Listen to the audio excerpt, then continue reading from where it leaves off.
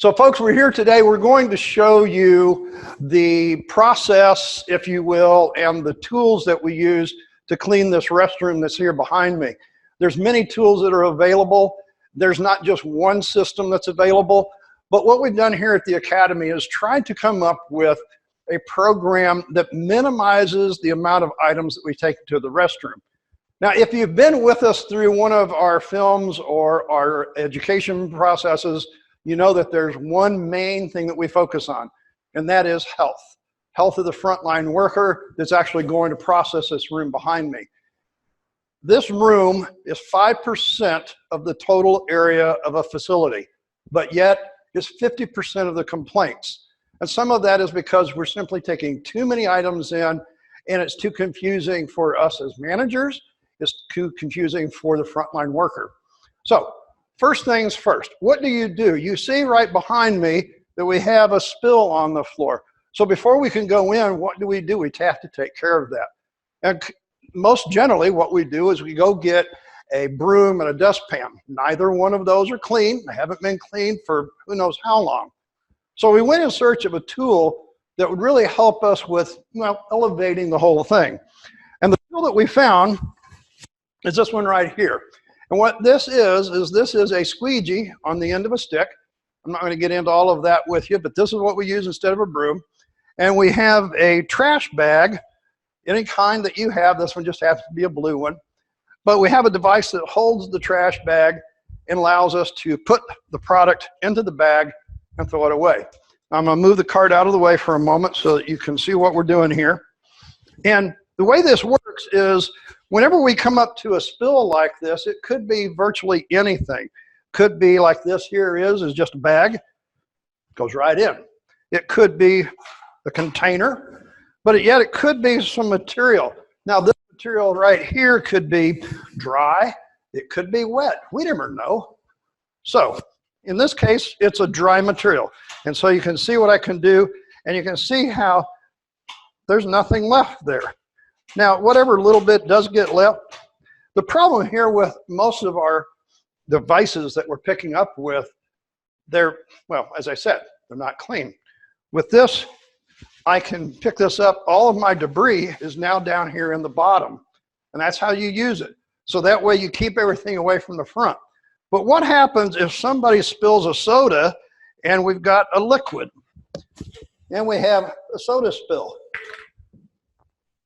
We have to go grab something different because a broom doesn't work on liquid, but guess what? I've got a squeegee.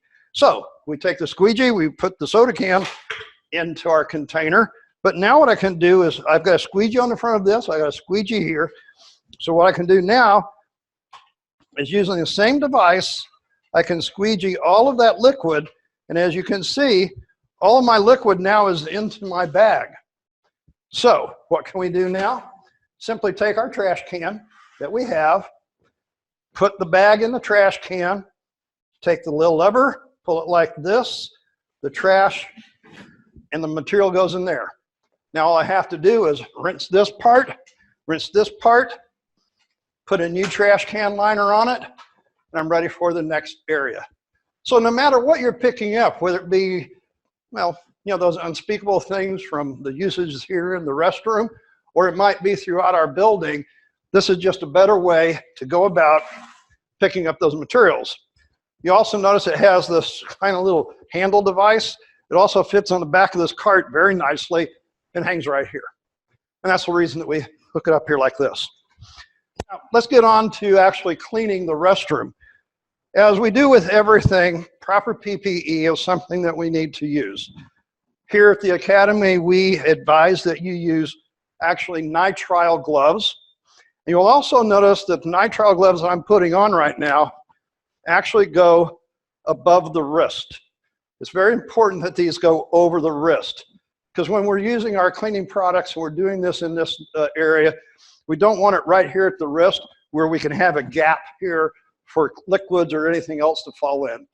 You know, it may be a little bit more expensive, but nitrile gloves also have this ability. They're very, very durable. Now, it's not like a rubber glove, but it is a disposable glove.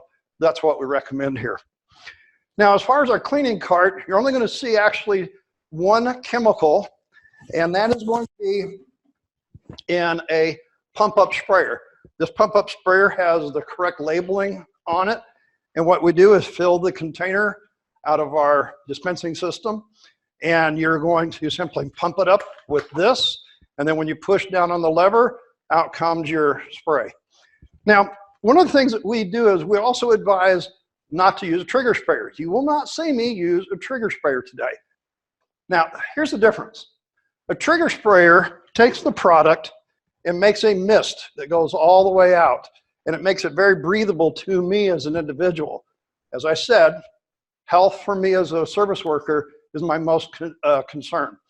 What happens with a pump-up sprayer is that the liquid is going to go directly out. And as you can see here, I have a very small spray pattern. And that is because it's a very big droplet size.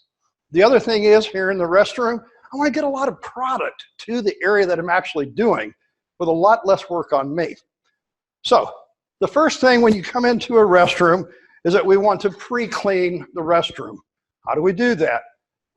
You can use in a general purpose cleaner, you can use your disinfectant, you can use a sanitizer.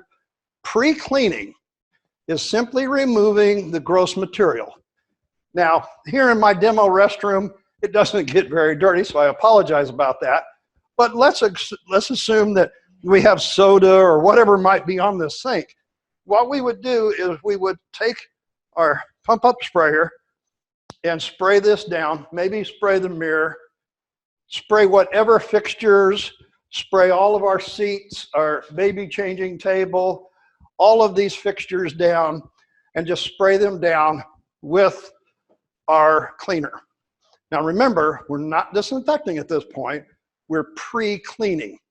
Because every label on every disinfectant says that the area must be pre-cleaned first. So what am I going to do to remove that gross filth? I'm going to take my microfiber wiper, and I'm going to wipe it off. So I might start with a window. Remember, I'm not doing the finishing touch. All I'm doing here is removing the gross filth that might be on the surface. So it's very quick. I'm not doing a whole lot. I'm just trying to get rid of the gross material that's there. And I will go on to all of my surfaces. Now, once that I've done that, I've removed the gross material, and now my disinfectant that I'm going to apply can actually do the job that you purchased it for. Again, I take my disinfectant, give it a couple pumps, and we spray. So now what I'm doing here is I'm spraying everything. I'm spraying all my soap dispenser, my paper towel, my sink. Notice I can get up underneath the sink like this. I don't have to do the squirt thing. Notice I'm just holding it like this. I can get to my baby changing table, spray this down. Remember, you always spray the outsides of it. Now, if you wanted to, what you could also do is you can spray down all of your walls and everything else. I'll move this over here. So I can actually spray into my toilet area here, my urinal. Sorry, you can't see that on the film, but I'm spraying the urinal is right here. I have a partition right here, so I'm going to spray this down on both sides. So remember, we've pre-cleaned all those. The other thing is when I come to my door handles here, I can spray these down. Now remember, just because it's a short video, I don't want to make this too long. I always have to pre-clean. That's my first step. At this point, I'm applying my disinfectant. But don't forget this area right here. This area right here is the most ignored, and it always has the highest count of pathogens whenever we go and test a surface, and that's after the service technician has done their job. This area right here just doesn't ever get clean. So with your pump up sprayer, make sure you've covered it. And you can see how quickly and easy that covers that. And well, we got it running down on the floor. We're going to service our toilet area, our toilet paper dispenser, napkin dispenser, going to service that all the same way. Now, once I've applied my sanitizer or my disinfectant, if you will, then we'll have to let it sit. So what am I going to do at this point? Well, this is when I go and service my soap dispenser, my paper towel dispenser. I service the product in my dispenser here while all this is sitting. Now, the other thing is too, is you have to decide, if I'm doing a multiple use restroom, which has more than one water fixture, in other words, more than one sink, or more than one urinal, or more than one toilet, then I've got multiple. You might want to use an automated system. But for the purpose of this demonstration, this is a single-use restroom. So the last thing I want to do, as I've serviced all these, I'm going to take my disinfectant again. I'm actually going to spray the floor. Now, you may have noticed already that there's a few footprints that I've left on the floor. And this is just to show you. I don't know if you can see those on the video here, but I can certainly see them here. I've got footprints everywhere. And the reason we're doing this is just as we have with our sinks.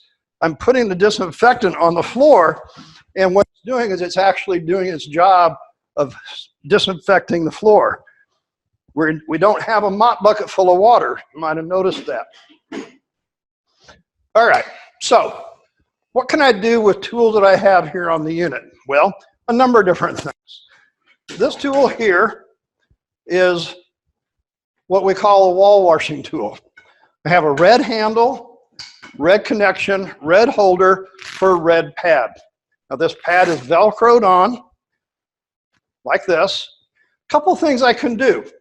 I can either choose to take my disinfectant and apply to the wall, or I can take and put my disinfectant on my pad.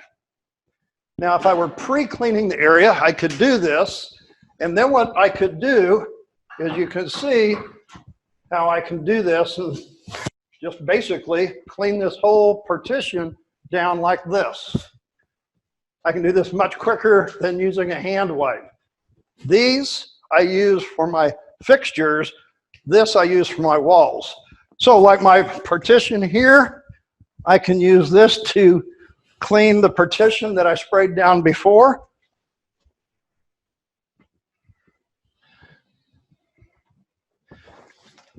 I can do my stall walls, but you will change your pad according to the area that you're working. So what you don't want to do is clean the urinal screen and then go over here and clean the door. Not unless you change your pad, which is that easy. Now, what do I do with a pad that has gotten dirty? Well, on the back of my cart, I have a dirty bin. That's where my dirties go. So, put this back on here. Well, we have all this area that we put our product on. It's been sitting for a period of time. And now what do we need to do? Remove it. Most people are taking a wiper and wiping their disinfectant. Well, remember, we've already pre-cleaned the area. The disinfectant has sat there and done its job. So one of the things that we do a little bit differently here at the Academy is that we have another pump-up sprayer, no label. That's because there's no chemical in it. It's plain rinse water. So what we're going to do is we're actually going to rinse these surfaces down with water. And you can see, and I pressed this once, and I'm rinsing all of these surfaces down. So what did we do? We pre-cleaned them. We applied our disinfectant. Now what we're doing is we're rinsing the disinfectant off. Baby changing station. Very important that you rinse the baby changing station. And then we will hand wipe this as well. We do not want to let any disinfectant linger on the baby changing station where the baby could come in contact with the disinfectant. Now I've already wiped this down, so I don't need to rinse it. I might rinse my urinal fixtures. Okay? But here again, we simply have two pump-up sprayers, one for my disinfectant, one for my rinse. Now, all of these have been rinsed down. And what do I want to do now? Take another side of my microfiber wiper that is clean, or maybe turn it inside out. And now I can wipe these areas. So now I can wipe. Remember, this has been cleaned, disinfected, and rinsed. There's very little here. So all I've got to do is wipe this down. Now, some people say, do I need to wipe it? Well, that's kind of up to you. If, in fact, somebody's going to be using this right away, I might want to. On the other hand, if there's going to be anybody using it in the next hour, let it air dry. It's rinse water. Won't hurt anything. You do whatever you feel is right. Now, what do we do as far as the floor?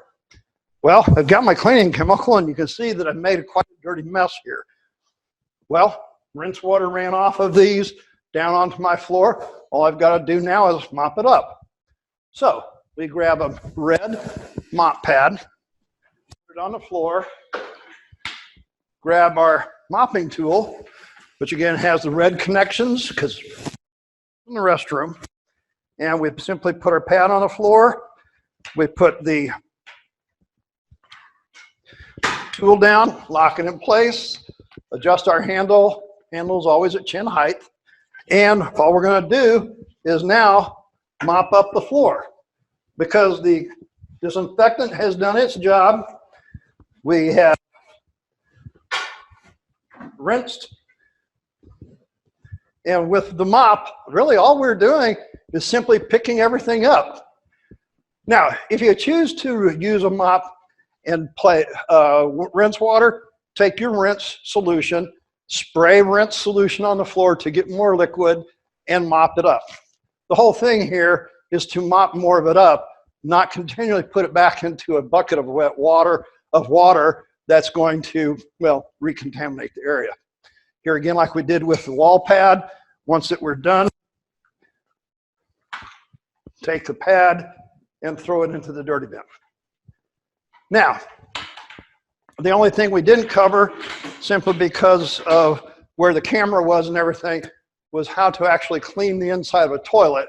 So bear with me just a moment. I'm going to adjust the camera, and I'll show you how to clean the toilet. Okay, so we readjusted here, and we have our toilet facility. Now, you might notice that on our cart, we have a bucket, and what it has is it has our bowl mop, it has our mineral deposit remover, and our bowl cleaner. I'm going to take out the bowl mop and the bowl cleaner. What we do with these is there's always a confusion about what you do with these tools. Well, of course, you've went through and done all of your work as far as making sure that you've flushed the toilet, made sure there's nothing there. We pre-cleaned it, just like I showed you, pre-cleaning everything else. So this is how do I clean the inside of the toilet bowl. Now, my demonstration toilet here doesn't have plumbing to it, doesn't have water, but what do? So we're going to take our toilet bowl mop, we're going to take our bowl cleaner, and we're going to put the bowl cleaner on the mop, not in the toilet itself. So you're going to take your swab, and you're going to swab underneath the rim. Now, if I would do this and the bowl was full of water, what would happen is that chemical would be now being diluted if I poured it straight in. But by putting it onto the mop and pulling it under the rim and going down, I'm not going to have that. Now, many people are not aware, and I can't demonstrate that to you here, but many people are not aware that you can actually use this to plunge water out. So before you put your chemical on your mop, the best thing to do is to plunge your water down so that the chemical that's on the mop actually gets to the ring that gets developed inside. So do not take this and squirt it into the toilet. That's not the proper usage. On your mop, under the rim, and onto your ring. And then, of course, you go through and clean the rest of you outside your toilet, just like we showed you how to clean the sink. So whether it's your urinal or your toilet, the cleaner goes onto the mop inside. Toilet bowl cleaner does not go anywhere but inside the toilet from the mop. So this has just been a short clip, short video. If you come to our classes, we'll teach you actually more. This has been for single-use restrooms. Multiple-use restrooms, we use automated machines. Hope you enjoy it. Come back to a class with us here at the Academy, and we'll teach you more.